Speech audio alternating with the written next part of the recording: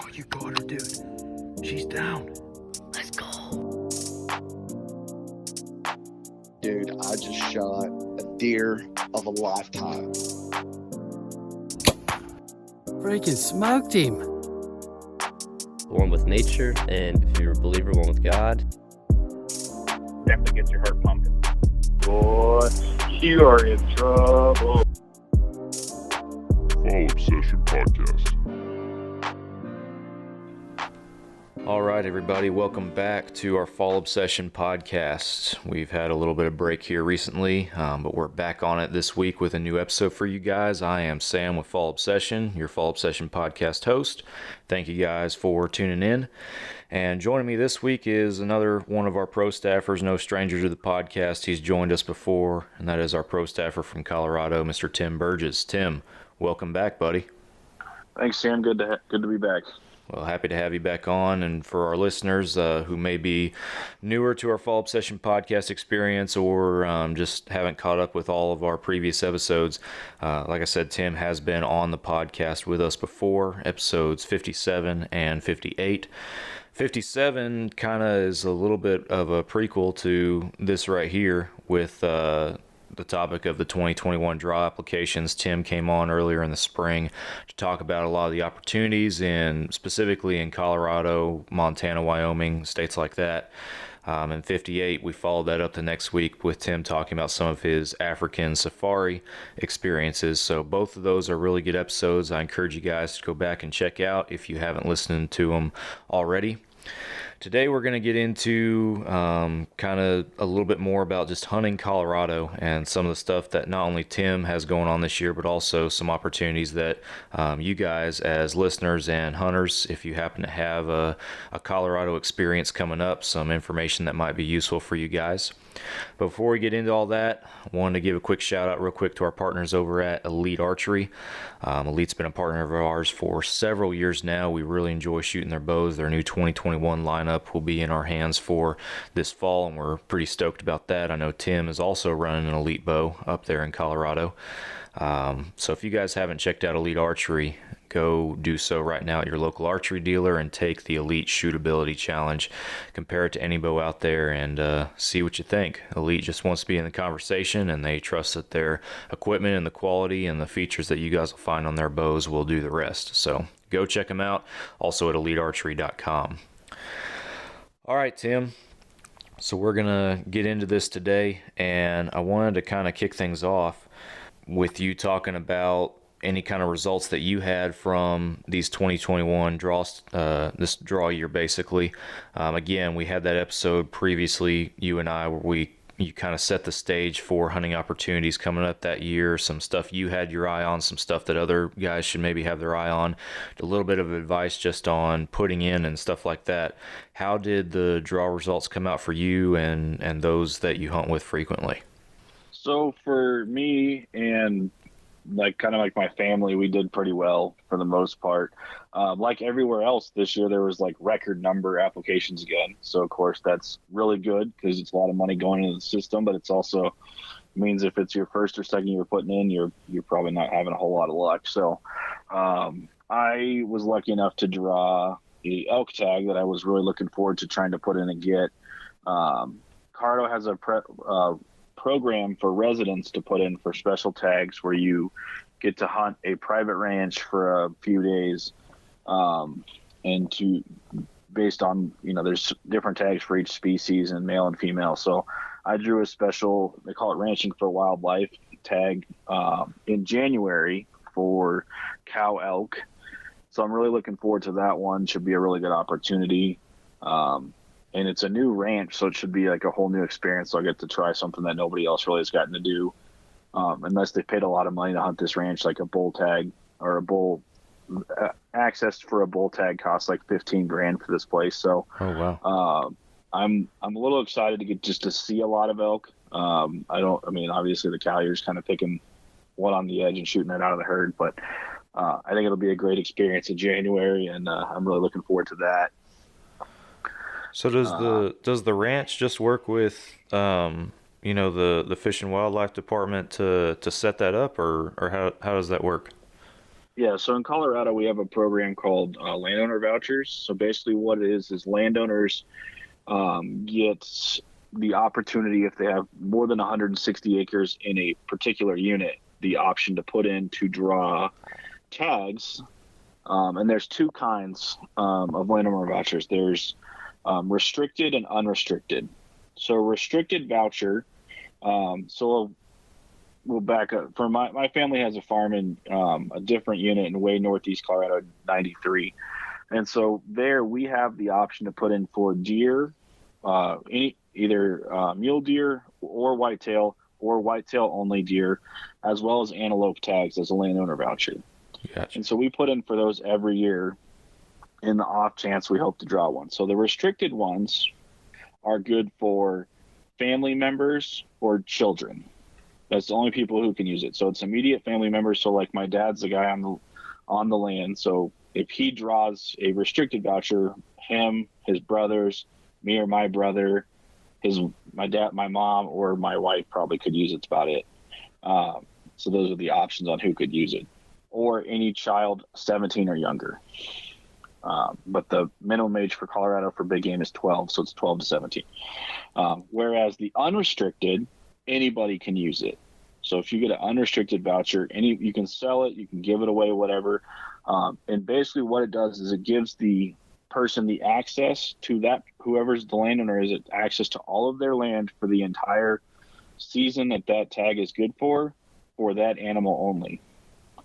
So like one of the tags that we always put in for, and I actually drew this year out there, is a whitetail only either sex tag. It's good from October 1st to December 31st with a mix of archery seasons, muzzleloader seasons, and rifle seasons throughout there. You get about 30 days of rifle split into 2 different seasons. You get like 7 days of muzzleloader, and then the rest of it's all archery. So it's a really long season with a lot of different options there. So it's a pretty popular like second choice tag. Out where we are, everybody wants to get the mule deer, so that's the more popular one that goes pretty quick. But so with the landowner vouchers, we didn't have any luck this year. We didn't draw any deer tags or any antelope tags. It cap it at 10% of the tags available go to landowners. So like where we are, there's literally 10 antelope tags. So there's one every year that gets issued.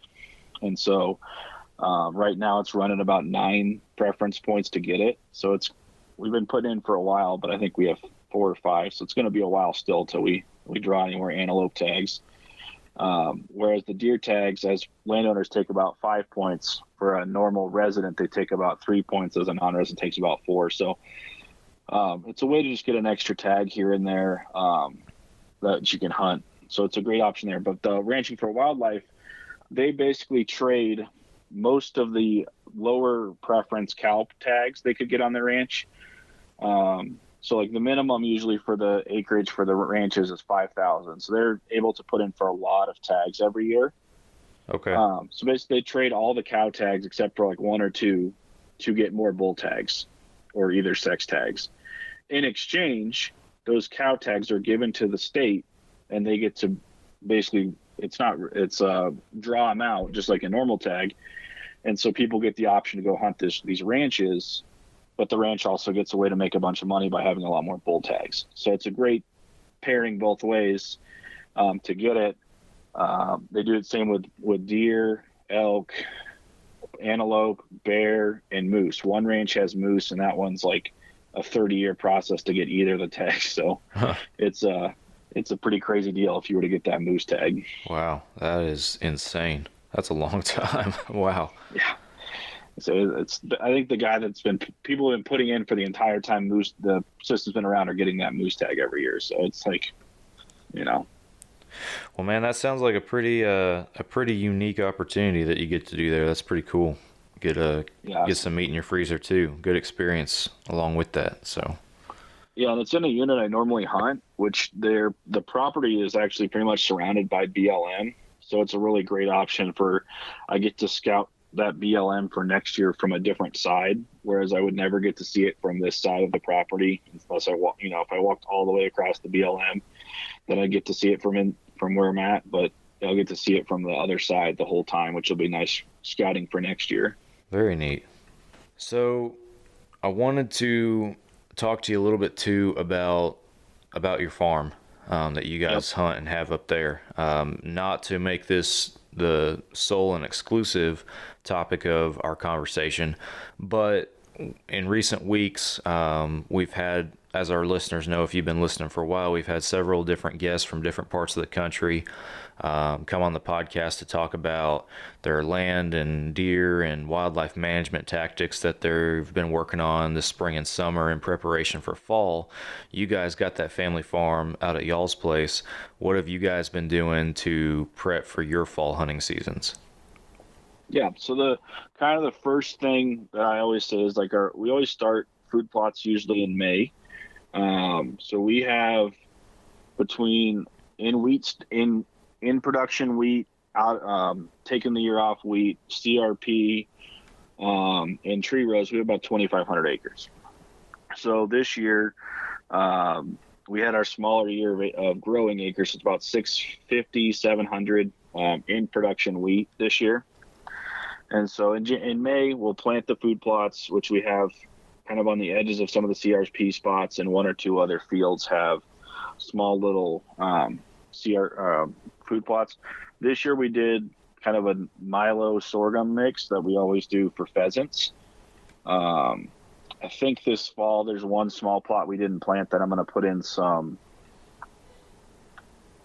additional stuff, but we just haven't quite figured out what yet. We're looking at maybe clover will grow up there late or something like that. But we have one little like half-acre plot that's not done.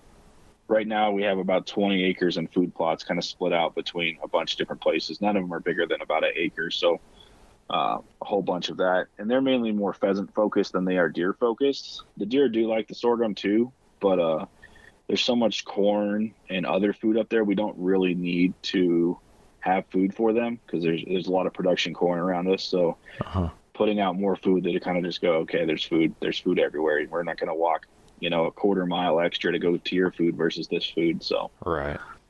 Food's not the huge thing. It's more shelter, which that sorghum, when it grows right, which it's only done a few times in my whole life because we never get enough water, is it'll grow 8 foot tall. And so it makes really good shelter belts and everything when it does grow correctly. But like I said, we never get enough water for that to happen consistently. I know you've been sending me some trail cam photos that are looking pretty good. You got some good looking deer coming through there. And then we were actually just talking right before we kicked off the episode about, that having some mule deer starting to pop up on y'all's place too, which is pretty neat. Yeah, we've always had mule deer. So like the place where you're looking at the trail cam is about a mile east of our house, or a mile west of our house, excuse me. We've always had mule deer. There's a field we have about a mile and a half north where there's always big mule deer. My brother shot a giant there in 18. I shot a good one there in 19. Pretty much opening day there, you're going to get one by 9 o'clock if you just walk in there carefully and don't mess it up. You may not get the giant, but you'll always get a good one in there. They're just always there.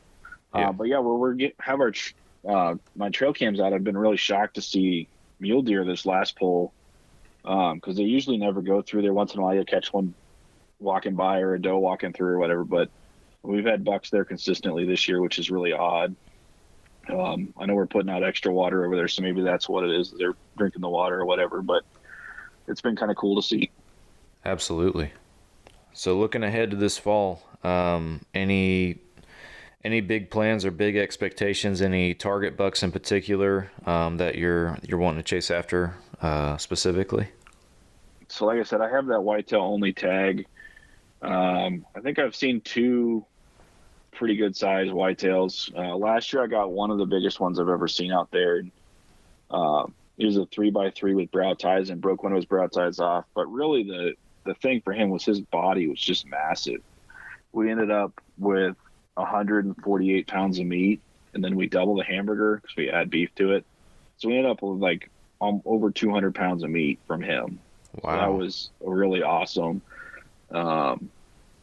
So I always kind of picky there where I usually shoot.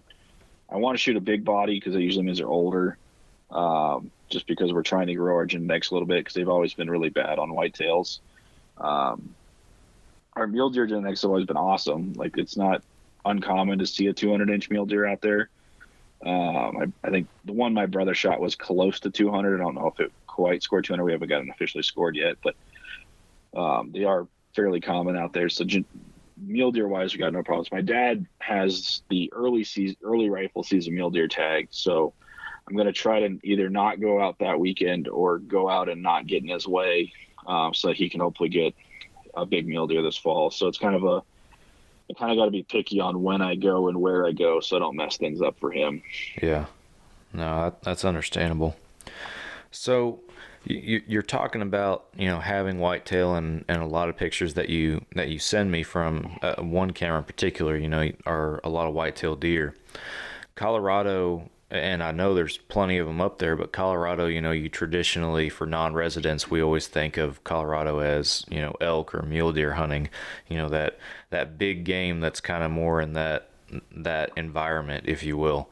But what kind of whitetail hunting opportunities does the state of Colorado offer for non-residents? So there's a lot of options in the eastern half of the state. The two kind of caveats that are is the tags are usually really easy to draw if you put them in as either your first or second choice at draw time. Like the one I draw it every time as the second choice, and there's usually a couple leftovers that sneak it over to the second draw. I know I was talking to you about, hey, you want to try to get this one and come up when second draw came out, because there's like one or two either sex that snuck through. But so there's quite a few options. That's just where I live, but it's good for 4 units. There's other units around, like 92 is right along the river way up north where I live, or where my farm is. And so there's always leftovers in there, but there's only like 175 acres of public land. And then nobody puts anything in walk-in. So that's the other problem there, is there's no real option. Whereas other units, if there's 2 types of what we call walk-ins, this is another state program that is run where basically landowners can allow the state to lease their land for, it's not a lot of money. It's like $4 to $6 an acre. So it's not substantial, but it is something, to allow hunters on it. And so they started a program either last year or the year before where they would pay an additional $1 per acre. And usually this has been traditionally for small games like pheasants, rabbits, stuff, quail, whatever. But they started a program like in the last 2 years where they will pay that additional $1 if you allow big game hunting. And so like where we are, we put 2 fields that we just never hunt, because one of them is kind of far. One of them about 4 miles from the farm. The other one's about 5 miles from the farm. So we just never get out to them. So we put in a half section of CRP and then another like 200 acres of wheat stubble every year into this program. And then we always take the extra money for the big game. Well, like that CRP is, there's always a whitetail herd. So especially if you had a doe tag, there'd be a really good chance of getting one out of there. The buck I shot last year was just like a half mile north of theirs on one of our neighbors' place that I had permission to hunt. So he's in and out of that field all the time, for sure, because all the does are in there, and so he'd be in and out of there a lot. As for like another popular areas like southeast Colorado, there's a lot of pronghorns down there. And so a lot of people will try to come hunt pronghorn up there, and they'll go walk-in place to walk-in place. And like I said, it might be, I think the minimum's like 50 acres. Sometimes you'll get a corner that's like 10 acres, but once in a while you'll get, a whole section that was put in. And so those are pretty popular to hunt for pronghorns and deer down there as well.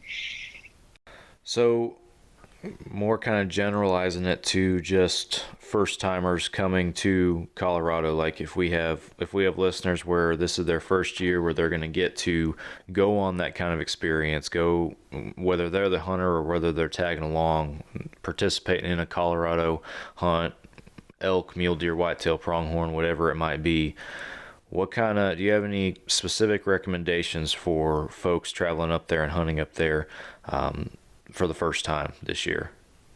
Yeah. So no matter where you're hunting, you want onX. It's absolutely necessary in Colorado. Nothing has to be posted to be private, and they are extremely strict on hunting on private. It's basically a minimum of 5 years losing your hunting rights in all the states that are a part of it, which is like 48 states of the Western Compact. If you get caught at all, if you take an animal, it's a lot worse than that. So you really want to make sure you know your public, private, walk-in, whatever. So that would be my first thing, no matter what part of the state you're hunting in. And then, so if we break it down, eastern half versus western half, which basically the way that works is I-25 goes north and south through the state. It's slightly east of middle, but it goes right through Denver to give you an idea. That's kind of what I mean by eastern western half. On the eastern half, you definitely want to make sure you get a walk-in book before you get up there, because it does change year to year what is walk-in, and Onyx is pretty good, but they don't always get it like right at the beginning of the season. Once the walk-in comes out in like July, in September, they don't always have it perfect. So you definitely want to make sure you have a book to check it. And sometimes walk-in's not even posted, but the book will have it. So you definitely want to make sure that you have the book. The book says it's there, even if it's not posted, it should be good. If you're in worry, call the game warden. Most of the county offices are listed in the walk-in book or in the brochure for their phone number, and they'll help you really easily saying, yeah, that's good, that's not good. So those are my kind of my bigger eastern ones. No matter what, you also want to have good boots, of course, because you're going to hike a lot. Kind of more on the western half. The best optics you can get are awesome. If you can get a tripod, if you plan on hiking somewhere, sitting and watching, so especially in rifle seasons, it's really smart to have a tripod to have your binoculars on. You can see a lot better that way. I'm still getting used to using one, and it's not my favorite thing, but it definitely, I've noticed a difference in 1 or 2 seasons that you can just see a lot more of what's going on and game and everything just from sitting longer, and is more comfortable, and you don't get tired and all that kind of stuff. Yeah. Couple other things. Make sure your equipment's ready to go. Don't buy your bow and come up for an archery. If you're coming up for archery, for example, pronghorn over-the-counter archery starts tomorrow, Sunday the 15th. So if I was running out to the bow shop today to buy a new bow, I should not be hunting tomorrow. So it's I do see people do that all the time. They get something brand new and take it out, or get a new rifle, a week before season. They don't even have time to sight it in. They come out and try to sight it on the side of the mountain. You don't want to do that if you can avoid it at all. The other thing, if you can afford it, is if there is an option to add on an extra tag, it's always a good idea. So a lot of rifle seasons, the second rifle and third rifle for elk run into the same time as a deer season. So if you plan ahead and you put in early, you may be able to get both a deer and an elk tag for the same season, same area. And so that just makes it so you have more options. More likely you're coming back with something. It is expensive, don't get me wrong. You're looking at, between the two of them, probably $1,200 in tags. It's about $500 for a deer tag and $700 for an elk tag. So it's expensive, but if you're making the trip all the way out here and you don't see an elk the whole time, but you saw all these really nice deer, you're going to be really sad you didn't pay the $500 for a deer tag. And there's no over-the-counter opportunities for deer, so you can't just decide later, hey, that's what I want to do. Kind of in the same vein, where I have that special tag, the second and third rifle seasons there, it's a draw for cows, but it's over-the-counter for bulls for the same season for second and third rifle. So every year I go up there, I always buy both. As a resident, it's a lot more affordable. It's 50 something bucks a piece. So I'm out $110 if I see nothing, which happens, but it's a lot. I would rather have both and not worry about it than not have either. Yeah, for sure. All right. So another thing that I wanted to bring into the conversation here today was, and you've mentioned this to me before, but the state of Colorado is, from what you've told me, working to kind of put a bigger push behind some bear tags and bear hunting. You want to talk to us a little bit about what that kind of opportunity looks like, or where guys might be able to go if that's something that they're interested in? Yeah, so a lot of units now are where you can add on a bear tag with an archery tag or a rifle tag really easily. Basically, you have to just draw the tag you want, and then you can just add on archery, no questions asked, or add on the bear tag, either archery rifle or muzzleloader, no questions asked. And so it's super common to do now. They've also lowered the price substantially. They used to be like $400 or $500. Now they're as a non-resident. Now they're just over $100. So it's a lot more affordable there too. So if you wanted to come out, it would make sense probably to add a bear tag, because the off chance you see one, it's going to be the best day ever if you get one. So that would be my thing there. I know some of the guys on our team are coming to do that this year, and they added bear tags after talking to me and looking at it and thinking about it. So I would definitely recommend doing that as well. Awesome. Yeah, that sounds like a unique opportunity you can tack on with that too. Pretty sweet. Yeah, and just if you get your elk the first day or get your bear first day, you have time to do something else, and you didn't just come all the, it'd be awesome to get them first day and be done and you could go home early or whatever, but you already got time off from work and everything. You might as well come out and do something else and enjoy it. Yeah, for sure. Make the most of your Colorado hunting experience. Absolutely. All right, man. Well, this is going to be a shorter podcast this week. Kind of get back in the swing of things and catching up with you. But before we go, I wanted to also ask, kind of to wrap it up in closing. I know you've talked before about the leftover tags and stuff like that. Is there anything left on the table that guys might not be aware of that they might have the opportunity to scoop up? Yeah, there's a lot of really good bear tags right now. One of the better common bear units is 62. There's both archery and muzzleloader left there, quite a bit of both. And they're B tags. You could actually buy two if you wanted to put in for that. And I'll make sure you get the link to the list, Sam, so we can put it up with everything. But yeah, there's a lot of bear tags left in 62 and 60, both of which are pretty good bear units. My brother hunts 62 or this will be his second time. He went last year for like 2 days. So in 2 days he didn't see anything, but it's really high percentage, good chance. There's a lot of whitetail only tags left. They're kind of in units that are more private only, but there's a ton of them. So if you call somebody, they may let you come on. If you call them or start talking now and see.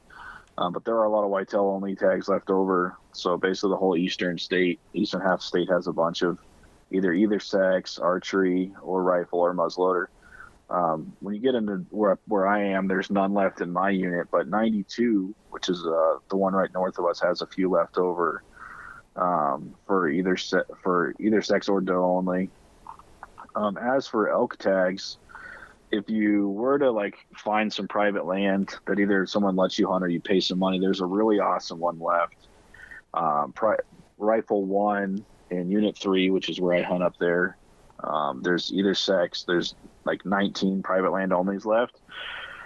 So if you were willing to open your pocketbook a little bit, you can usually get on a private there for $2,000-$3,000. You could have a really awesome either sex hunt.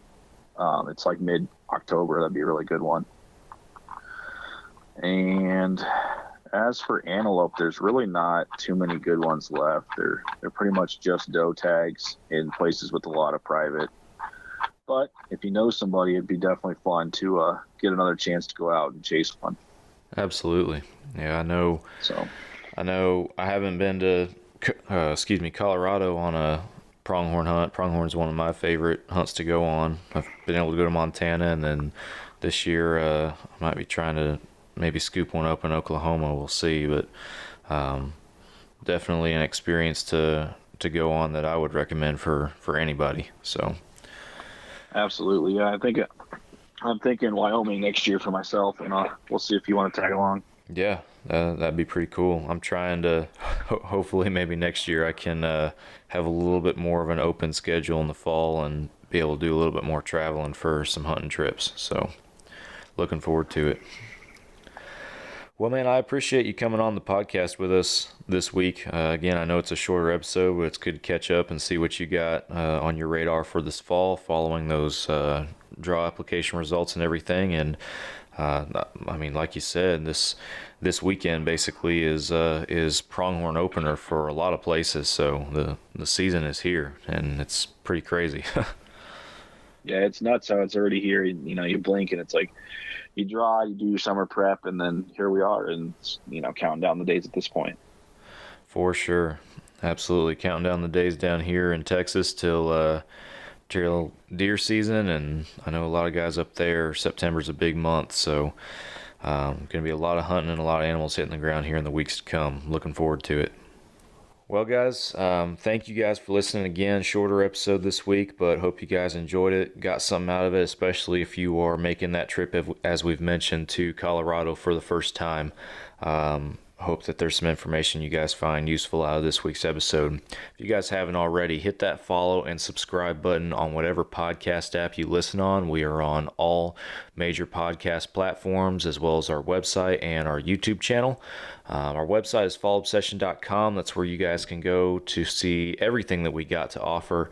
We have a lot of good educational content on there for hunters and outdoorsmen.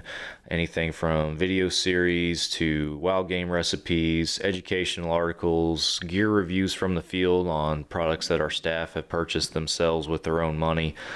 Just a wide variety of other educational content. We have some apparel on there as well. You can pick some up, including our best-selling American Pride t-shirt. We rolled that out with 4th of July, and we have just kept it going because it's been so popular. So we still have a few of those left, and you guys can go to our website and order one today. It'll ship out pretty promptly. And also check out our podcast page on our website, fallobsession.com/podcast. There's a form on there where you guys can send us some feedback. If you have any questions you want to ask, topic suggestions or guest suggestions, then feel free to send them our way. And if you guys are interested in promoting your brand, your organization, your outfitter on our podcast or any other sort of Fall Obsession advertising avenue, feel free to reach out to us through our website or our social media pages. We'd be happy to talk to you guys. And follow us on social media, Facebook, Instagram. Subscribe to our YouTube channel. We're working on getting some fresh content on there for you guys in the very near future. So be sure you hit that subscribe button over there. Tim, thanks again, buddy. I appreciate you coming on this week. Thanks for having me, Sam. Always a pleasure, man. All right, guys. We will catch you guys again next week for another Fall Obsession podcast episode. We'll catch y'all then.